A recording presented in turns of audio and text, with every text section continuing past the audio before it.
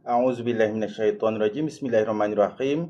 Assalamualaikum dan salam sejahtera.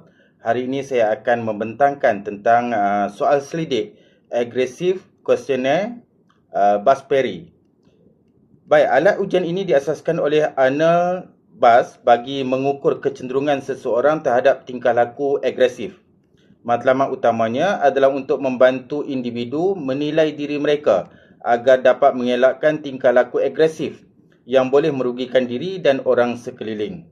Secara keseluruhannya, ujian ini mengandungi 29 item yang merangkumi 4 dimensi utama agresif, iaitu yang pertama, agresif fizikal, kedua, agresif percakapan atau verbal, dan ketiga, kemarahan, dan yang keempat, permusuhan.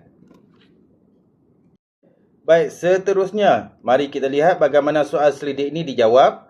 Responden dikehendaki menilai setiap kenyataan berpandukan skala Likert 5 mata. Skala 1 menunjukkan kenyataan tersebut tidak langsung mencerminkan tabiat.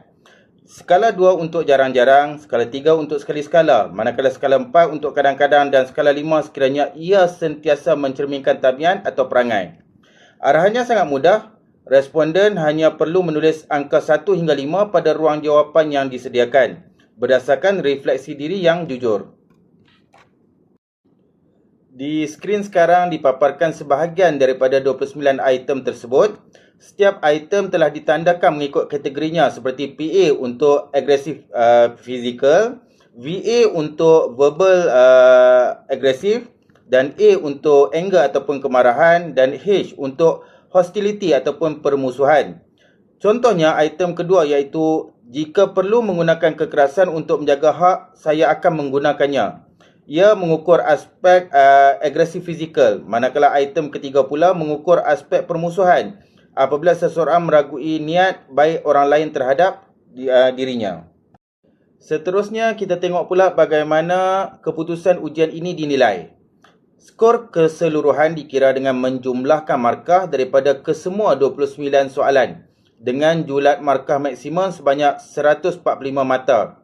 Tahap agresif individu dikategorikan kepada 3 peringkat. Skor 1 hingga 48, tahap agresif rendah. Skor 49 hingga 97, tahap agresif sederhana.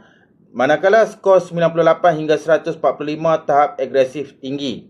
Berdasarkan borang jawapan yang kita sertakan, contoh yang dipaparkan, individu ini memperolehi jumlah keseluruhan 43/145. Ini meletakkan beliau dalam kategori agresif rendah, di mana pecahan skor mengikut dimensi adalah fizikal 12/45, percakapan 9/25, kemarahan 9/35 dan permusuhan 13/40.